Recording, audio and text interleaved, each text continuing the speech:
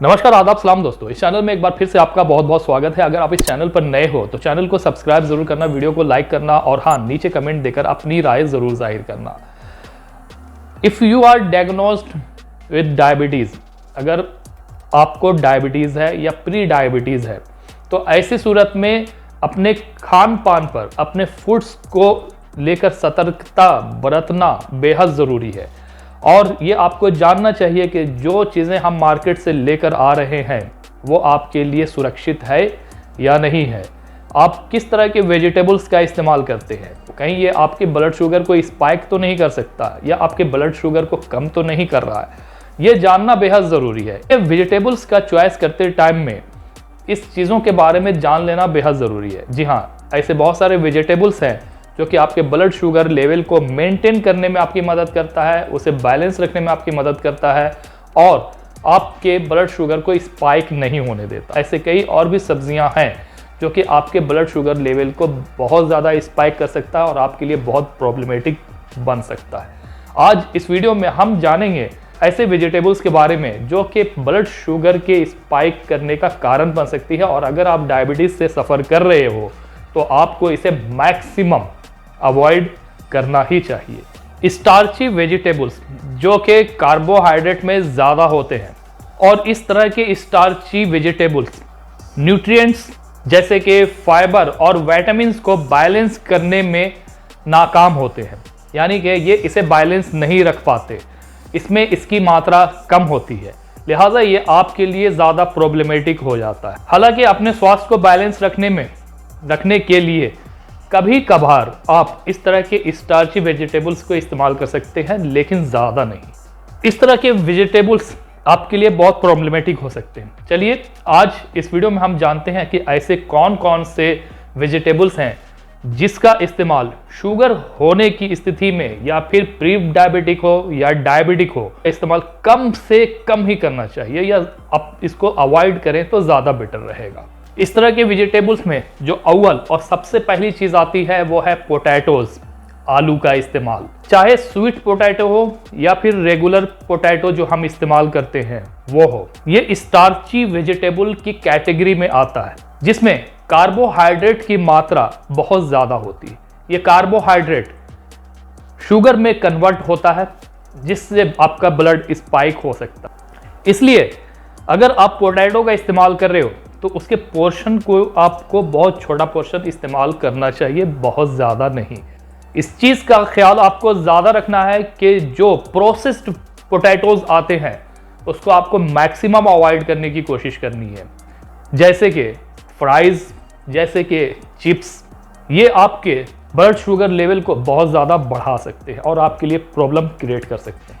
जो दूसरा फूड है वो है कॉर्न जो कि स्टार्ची वेजिटेबल में आता है, और अगर आप इसका इस्तेमाल करना ही चाहते हो तो बहुत स्मॉल पोर्शन में इसका इस्तेमाल किसी प्रोटीन फूड के साथ में मिक्स करके आपको करना चाहिए, या फिर उन फूड के साथ में आप इसे मिक्स करके खा सकते हो जिसमें फाइबर कंटेंट ज़्यादा हो। जो तीसरी वेजिटेबल्स है और जिसे आपको मैक्सिमम अवॉइड करनी चाहिए वो है पीज़, यानी कि मटर यानी कि पीज़। ये भी स्टार्ची वेजिटेबल की कैटेगरी में आता है।